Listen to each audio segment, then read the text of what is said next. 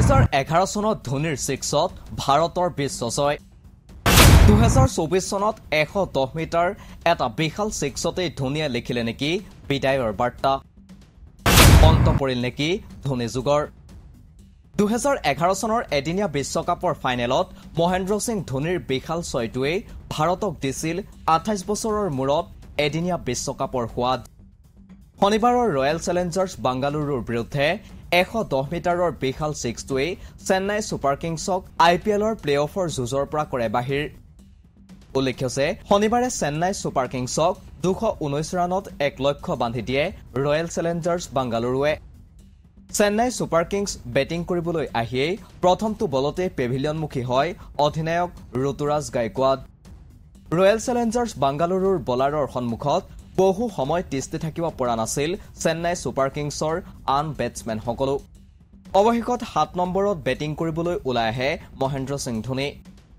ধোনীয়ে নিজেও জানিছিল যদি তেওঁ মেচখনত শেষ অভাৰলৈকে থাকে তেন্তে মেচখনত জয়ী হ'ব চেন্নাই ছুপাৰ কিংছ কিন্তু শনিবাৰৰ মেচখনৰ প্ৰতিচ্ছবি সলনি হ'ল য়াজদয়ালে বিশ্ববাসীক দেখুৱাই দিলে শেষ অভাৰত ধোনীৰ সৈতে মোকাবিলা কৰাটো ইমান কঠিন নহয় য়াজদয়ালে যেন আৰচিবিক দিলে জীৱনদান কিয়নো য়াজদয়ালৰ বলতেই 13টা বলত 25 ৰান সংগ্ৰহ কৰি পেভিলিয়নমুখী হ'ল মহেন্দ্ৰ সিং ধোনী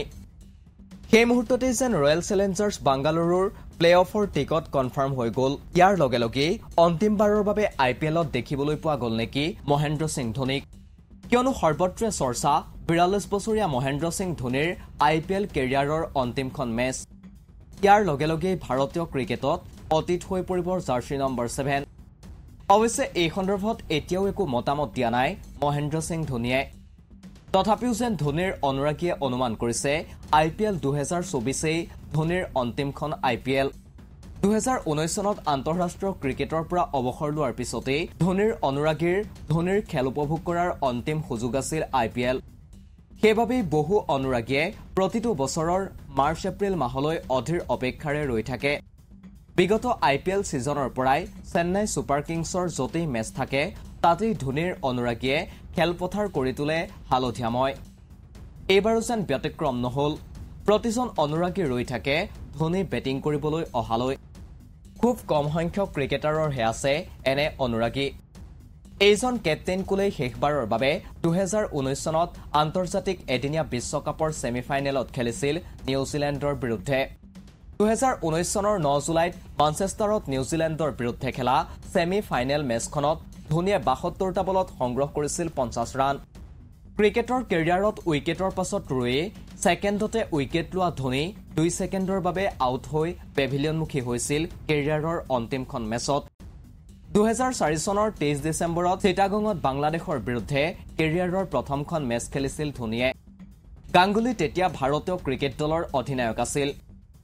গাংগুলীয়ে ধোনীক নিজৰ ঠাইত 3 নম্বৰত বেটিং কৰিবলৈ পঠিয়াইছিল বাংলাদেশৰ বিৰুদ্ধে অভিষেক মেচখনতে ৰান আউট হৈ পেভিলিয়নমুখী হৈছিল ধোনী সেই গোটেই শৃংখলাটোতেই ফ্লপ হৈছিল ধোনী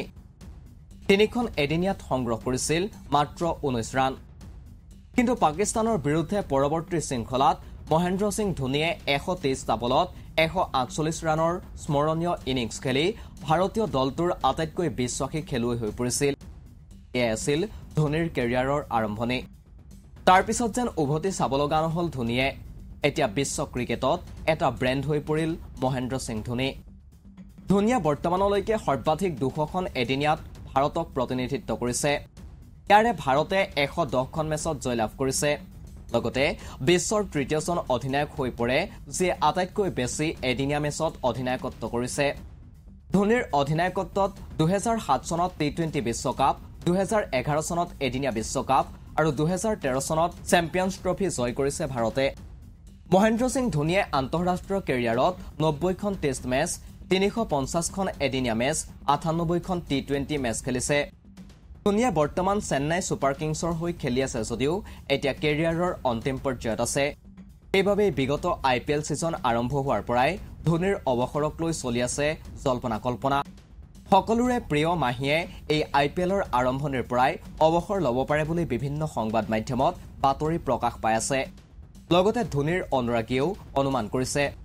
কিন্তু এতিয়ালৈকে কেপ্টেইন কুল ধোনীয়ে নিজৰ অৱসৰৰ কথা প্ৰকাশ কৰা নাই